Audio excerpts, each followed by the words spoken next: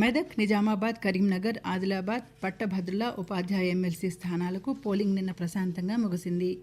ఉమ్మడి 4 జిల్లాల పట్టభద్రుల స్థానం కోసం 70.42% పోలింగ్ నమోదు కాగా, ఉపాధ్యాయ శాసనమండలి స్థానానికి 91.90% పోలింగ్ నమోదైనట్లు ఎన్నికల రిటర్నింగ్ అధికారి, కరీంనగర్ జిల్లా కలెక్టర్ పమిల సత్పతి తెలిపారు.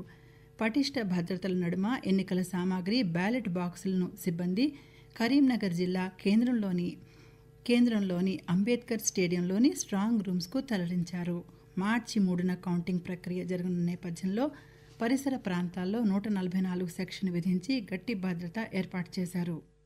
మెదక్, నిజామాబాద్, ఆదిలాబాద్, కరీంనగర్ పట్టభద్రుల ఉపాధ్యాయ శాసనమండలి స్థానాలకు ఎన్నికలు ప్రశాంతంగా ముగిశాయి. పట్టభద్రుల స్థానానికి 70.42% పోలింగ్ నమోదు కాగా, ఉపాధ్యాయ శాసనమండలికి 91.90% నమోదైనట్లు ఎన్నికల రిటర్నింగ్ అధికారి, కరీంనగర్ జిల్లా కలెక్టర్ పమేల సత్పత్ తెలిపారు. 15 జిల్లాలలో 42 నియోజకవర్గాల్లోని 773 పోలింగ్ కేంద్రాల్లో ఎన్నికలు జరగగా, ఆయా ప్రాంతాల నుండి పటిష్ట భద్రత నడుమ ఎన్నికల సామాగ్రి, బ్యాలెట్ బాక్సులు, సిబ్బందిని కరీంనగర్ జిల్లా కేంద్రంలోని అంబేద్కర్ స్టేడియంకు తరలించారు.